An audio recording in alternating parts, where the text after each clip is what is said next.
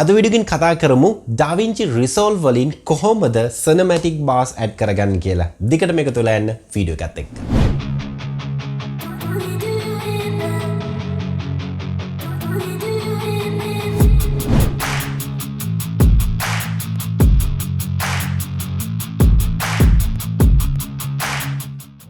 හැමෝටම මතක් කරනවා subscribe කරේ නැත්නම් මේ දැන්ම subscribe කරලා එකතු වෙන්න. notification bell icon එක press කරොත් හැකියාව තියෙනවා අපි කරන videos ඉක්මනින්ම notification එකක් මාර්ගයෙන් දැනුවත් වෙන්න. ඉතින් අපි වැඩි කතා නැතුව යමු ඉක්මනටම DaVinci Resolve වලට. හරි මම මේ විදිහට DaVinci Resolve software එක open කරගෙන තියෙනවා. ඉතින් DaVinci Resolve වල අපිට තප්පරයක්වත් යන්නේ නැහැ මේ cinematic bars add කරගන්න.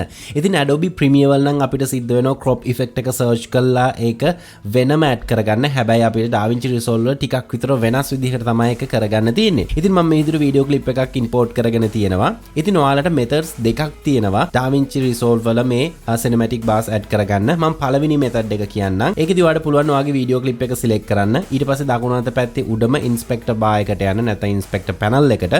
ඊට පස්සේ ඔයාලට මෙතන බලා ගන්න පුළුවන් වෙනවා crop in කියලා section එකක් තියෙනවා. මම මේක දැනට active කරගෙන තියෙන්නේ. මම මෙතන select කරලා ඒකට අදාළ settings ටික open කරගන්නවා. මෙතන ඔයාලට බලා ගන්න පුළුවන් crop left, right, top, bottom කියලා options හතරක් තියෙනවා. ඉතින් අපිට top එක සහ bottom එක තමයි crop වෙන්න ඕන. ඉතින් ඔයාලට පුළුවන් මෙතන මෙන්න මේ value එක select කරලා දකුණු අත පැත්තට drag කරලා මේ crop එක හදාගන්න එක පැත්තකට.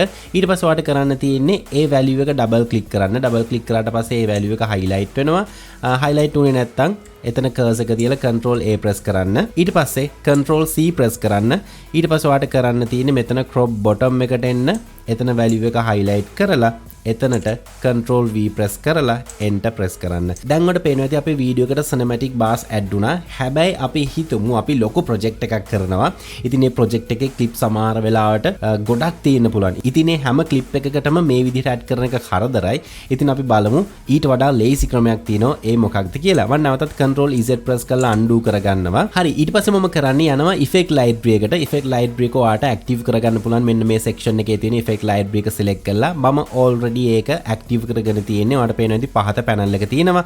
මම කොකටත් මෙතන media pool කියන එක hide කරගන්න. එතකොට මගේ effect library එක maximize කරගන්න පුළුවන්. මෙතන ඔයාලට search bar එකක් බලා ගන්න පුළුවන්. මේක select කරන්න. මේක select කරලා මෙතන type කරන්න adjustment clip කියලා. මෙතනදී අපිට full type කරන්න ඕන නැහැ. භාගයක් type කරගෙන යද්දි ඔයාලට පේනවා ඇති search result එකේ අපිට adjustment clip කියලා අපිට මේ layer එක ඇවිල්ලා තියෙනවා. ඉතින් ඔයාලට මතක ඇති Premiere use කරන කෙනෙක් නම් අපිට adjustment layer කියන option එක තමයි තියෙන්නේ. ඉතින් ඒ method එකම තමයි same method එකක්.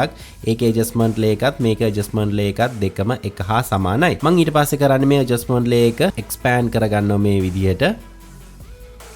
හරි ඊට පස්සේ මම කරන්නේ දැන් මම වීඩියෝ ක්ලිප් එක නෙමෙයි සිලෙක්ට් කරන්නේ adjustment layer එක සිලෙක්ට් කරන්නේ.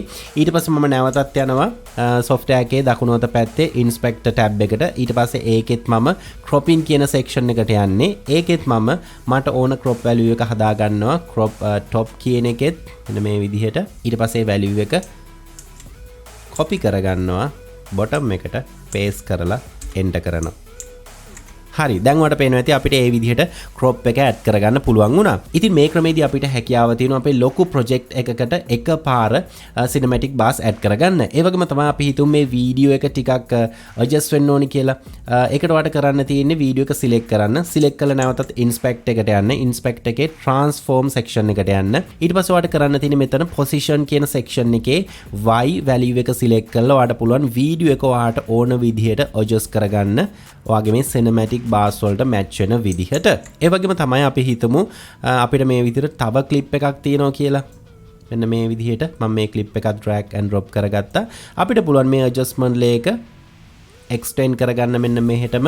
එතකොට ඔයාලට ඒ clip එකත් cover වෙන විදිහට මේ cinematic bars add කරගැනීමේ හැකියාව තියෙනවා. මම විශ්වාස කරනවා අද tutorial එක ගොඩක් interesting tutorial එකක් වෙන්න ඇති. DaVinci Resolve මුලින් ඉඳලා ඉගෙන ගන්න ආසයි නම් යන්න playlist වලට DaVinci Resolve playlist එක follow කරන්න.